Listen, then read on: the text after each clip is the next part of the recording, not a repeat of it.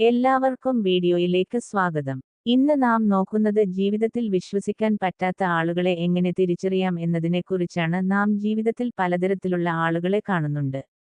അവരിൽ പലരും വിശ്വസിക്കാൻ കൊള്ളാത്തവരാണ്. നാം അറിയുന്നത് അവസാനമായിരിക്കും. അപ്പോഴേക്കും നമുക്ക് വലിയ തരത്തിലുള്ള തട്ടിപ്പുകൾ പറ്റിയിരിക്കാം. എങ്ങനെ അവരെ മനസ്സിലാക്കും? ഈ വീഡിയോയിലൂടെ ശ്രമിക്കുന്നത് അതാണ്. വിശ്വസിക്കാൻ പറ്റാത്തവരുടെ ചില പ്രത്യേകതകളും നമുക്ക് സൂക്ഷ്മമായി പരിശോധിക്കാം. ജീവിതത്തിൽ വിശ്വസിക്കാൻ പറ്റാത്തവരെ കണ്ടെത്താൻ 7 മാർഗങ്ങളാണ് നമ്മൾ ചർച്ച ചെയ്യുന്നത്. നമ്മുടെ ജീവിതത്തിൽ വിശ്വസനം വളരെ പ്രധാനപ്പെട്ടതാണ്. പക്ഷേ, എല്ലാരും നമുക്ക് വിശ്വസിക്കാൻ പറ്റുന്നവർ അല്ല എന്നുള്ളതാണ് സത്യം. ചിലർ നിങ്ങളുടെ വിശ്വാസം ചതിക്കാനും നമ്മളെ തകർക്കാനും ആയി ഉപയോഗിക്കാനും ശ്രമിക്കും. അങ്ങനെ വിശ്വസിക്കാൻ പറ്റാത്ത ആളുകളെ എങ്ങനെ തിരിച്ചറിയാം? ഈ വീഡിയോയിൽ അതിനുള്ള 7 പ്രധാന സൂചനകളാണ് നമ്മൾ ചർച്ച ചെയ്യുന്നത്. ഒന്നാമത് ആയിട്ട് നാം പറയുന്നത് സ്ഥിരമായി ഉദ്ദേശിച്ചു പറയൽ എന്ന സ്വഭാവം കാണിക്കുന്നവർ. അതായത് ഇവർ എപ്പോഴും പറയും ഞാൻ അതാണ് ഉദ്ദേശിച്ചത്, ഞാൻ അതാണ് വിചാരിച്ചത് എന്നൊക്കെ കൂടെ പറയും. ഇവരെ കൃത്യമായി സൂക്ഷിക്കുകയാണ് വേണ്ടത്.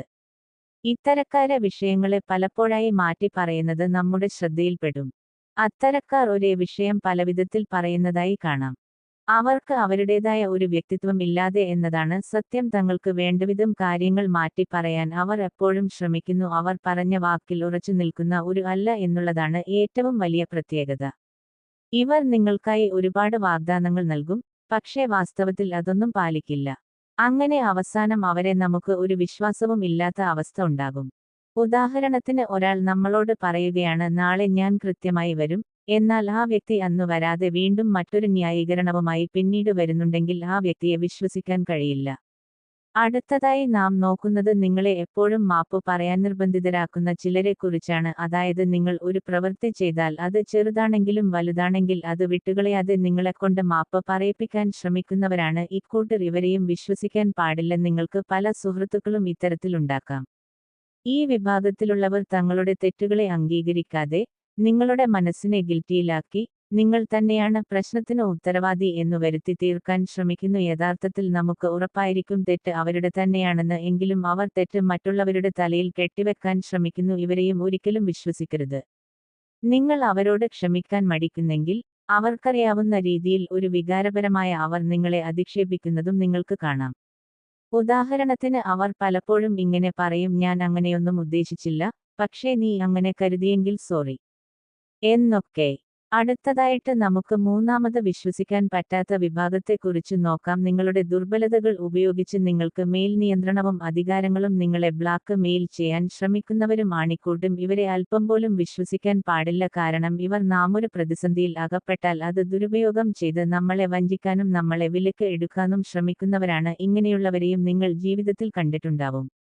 കൂട്ടരെ എപ്പോഴും നിങ്ങളുടെ ഭയങ്ങളും ദുർബലതകളും മനസ്സിലാക്കി അതിനെ ഉപയോഗിച്ചും നിങ്ങളെ നിയന്ത്രിക്കാൻ ചിലർ ശ്രമിക്കും. അവരുടെ ഉദ്ദേശം നിങ്ങളെ ഭയപ്പെടുത്തി കാര്യം നേടുക എന്നത് തന്നെയാണ്. നിങ്ങൾക്ക് ആത്മവിശ്വാസം കുറക്കുന്ന രീതിയിലും അവർ സംസാരിക്കും. ഒരിക്കലും നിങ്ങൾക്ക് ആത്മവിശ്വാസം ഉണ്ടാകുന്നതും അവർക്ക് ഇഷ്ടമല്ല. ഉദാഹരണത്തിന്, അവർ എപ്പോഴും ഇങ്ങനെ പറയും നിന്റെ തീരുമാനം ശരിയാകുമോ, എനിക്ക് സംശയമാണ് എന്നൊക്കെ. നമുക്കുള്ള ആത്മവിശ്വാസം കൂടി തകർക്കാനാണ് അവർ ശ്രമിക്കുന്നത്. സൂക്ഷിച്ചു നോക്കിയാൽ ഇവരുടെ തനിനിറം നിങ്ങൾക്ക് മനസ്സിലാക്കാവുന്നതേയുള്ളൂ. നാലാമതായി മറ്റൊരു കൂട്ടരുണ്ട്. എപ്പോഴും നുണ പറയുന്നതാണ് അവരുടെ ശീലം.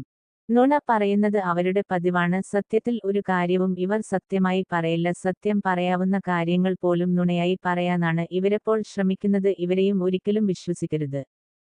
ചെറിയ കാര്യമാണെങ്കിലും വലിയ കാര്യമാണെങ്കിലും ഇവർ യഥേഷ്ടം നുണ പറയുന്നതിന് ഒരു മടിയുമില്ലാത്തവരാണ്. ഒരേ കാര്യത്തിൽ പല തവണ വ്യത്യസ്ത വാക്യങ്ങൾ പറയുന്നതും ഇവരുടെ പ്രത്യേകതയാണ്. ഉദാഹരണത്തിന്, അവർ ചിലപ്പോൾ പറയും ഞാൻ ആ സ്ഥലത്ത് പോയതേയില്ല, എന്നാൽ നിങ്ങൾക്ക് അവൻ പോയെന്ന് തെളിയിക്കാനാകുന്നു. അത് അറിയുമ്പോൾ തന്നെ നിങ്ങൾക്ക് അവരിലുള്ള വിശ്വാസം മുഴുവൻ നഷ്ടപ്പെട്ടിട്ടുണ്ടാവും. അഞ്ചാമത്തെ കൂട്ടരെയും നമുക്ക് പരിചയപ്പെടാം. ചാരിതാർത്ഥ്യത്തിനു മാത്രമേ അവർക്കു നിങ്ങൾ വേണ്ടതായിരിക്കൂ. അതായത് അവരുടെ ആവശ്യം നേടിയെടുക്കാൻ വേണ്ടി മാത്രം കൂട്ടുകൂടുക, നല്ല വാക്കുകൾ പറയുക, അല്ലെങ്കിൽ ആരെയും അവർ ശ്രദ്ധിക്കില്ല. അവരുടെ ലാഭത്തിനു വേണ്ടി മാത്രം ആയിരിക്കും അവർ സമീപിക്കുന്നത്. ഈ ആളുകൾ നിങ്ങളുടെ അടുത്ത് എന്തെങ്കിലും കാര്യത്തിന് വേണ്ടി വന്നാൽ മാത്രമേ നിങ്ങളെ സമീപിക്കുകയുള്ളൂ, അല്ലെങ്കിൽ മൈൻഡ് പോലും ചെയ്യില്ല. ഇങ്ങനെയുള്ളവരെ ധാരാളമായി നമുക്കിടയിൽ കാണാവുന്നതാണ്. ഇവരെയും വിശ്വസിക്കരുത്. ഒരു കാര്യം ആവശ്യം കഴിഞ്ഞാൽ അവർക്കു നിങ്ങൾ അത്ര പ്രാധാന്യമില്ല. ചിലപ്പോൾ കണ്ടാൽ മിണ്ടിയില്ലെന്ന് പോലും വരും. ആറാമത്തെ കൂട്ടർ എന്നത് അനാവശ്യങ്ങളും വ്യാജ കഥകളും പറഞ്ഞുണ്ടാക്കുന്നവരാണ്. ഗോസിപ്പ് പറഞ്ഞു നടക്കാൻ ഇഷ്ടമുള്ളവർ എന്നും നമുക്ക് ഇവരെ വിശേഷിപ്പിക്കാം. ഇവരും നമുക്ക് ഒട്ടും ഉൾക്കൊള്ളാൻ കഴിയാത്തവരാണ്. വലിയ വലിയ പ്രതിസന്ധികളും വെല്ലുവിളികളും നമുക്ക് നാം അറിയാതെ ഉണ്ടാക്കുന്നതും ഇത്തരക്കാരാണ്.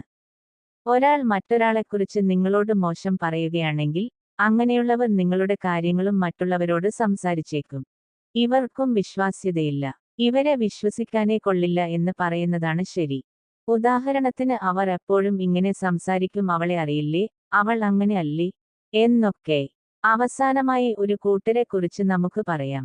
വിശ്വസനീയരായ മറ്റുള്ളവരുടെ പ്രതികരണം ശ്രദ്ധിക്കണം. അതായത് ആരെയെങ്കിലും കുറിച്ച് നിങ്ങളെ സ്നേഹിക്കുന്നവർ ഏതെങ്കിലും തരത്തിലുള്ള മുന്നറിയിപ്പ് നിങ്ങൾ അറിയാതെ പറയും. അതായത് മോനെ, അവനുമായുള്ള കൂട്ട് നല്ലതല്ല എന്നും മറ്റൊക്കെ. ഇപ്രകാരം വാക്ക് നമ്മളെ സ്നേഹിക്കുന്നവരിൽ നിന്ന് എപ്പോഴും നമുക്ക് കേൾക്കാനും കഴിയും.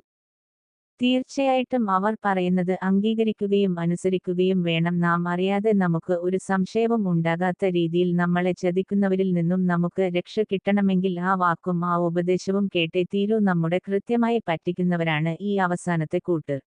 ഒരു വ്യക്തിയെക്കുറിച്ച് നിങ്ങളുടെ വിശ്വസനീയരായ സുഹൃത്തുക്കൾ, കുടുംബാംഗങ്ങൾ മുന്നറിയിപ്പ് നൽകുന്നുണ്ടെങ്കിൽ അത് അവഗണിക്കരുത്. അവർ നിങ്ങളുടെ നന്മ ആഗ്രഹിക്കുന്നത് കൊണ്ടാണ് ഇത്തരക്കാരുടെ യഥാർത്ഥ മുഖം നിങ്ങൾക്ക് മുമ്പിൽ പറഞ്ഞു നൽകുന്നത്. ചിലപ്പോൾ നമ്മുടെ അവബോധം നമുക്ക് ഇതുവരെ കാണിച്ചു തരാത്ത ചില കാര്യങ്ങൾ നമ്മളെ സ്നേഹിക്കുന്നവർക്ക് നൽകിയേക്കാം. അവരുടെ ഉപദേശം നമ്മളെ വലിയ ചതിക്കുഴിയിൽ നിന്നും രക്ഷിച്ചേക്കാം. വിശ്വസിക്കാൻ പറ്റാത്ത ആളുകളെ തിരിച്ചറിയാൻ നമ്മൾ ശ്രദ്ധിക്കണം. നിങ്ങളുടെ ജീവിതത്തിൽ നിങ്ങൾക്ക് ഏറ്റവും നല്ലതായ ബന്ധങ്ങൾ മാത്രം നിലനിർത്താൻ ശ്രമിക്കുക. ജീവിതത്തിൽ സൂക്ഷിക്കുക. ഒരിക്കൽ സൂക്ഷിച്ചാൽ നമുക്ക് പല ചതിയിൽ നിന്നും മുന്നേ കൂട്ടി രക്ഷപ്പെടാൻ സാധിക്കും. നിങ്ങൾക്ക് ഈ വീഡിയോ ഇഷ്ടമായെങ്കിൽ ലൈക്ക്, ഷെയർ, സബ്സ്ക്രൈബ് എന്നിവ ചെയ്യാൻ മറക്കരുത്. തീർച്ചയായിട്ടും ഈ ചാനൽ കാണുന്ന നിങ്ങൾക്ക് ആർക്കെങ്കിലും ഇതുപോലുള്ള അനുഭവങ്ങൾ ഉണ്ടായിട്ടുണ്ടെങ്കിൽ തീർച്ചയായും താഴെ കമന്റ് ചെയ്യണമെന്ന് അഭ്യർത്ഥിക്കുന്നു.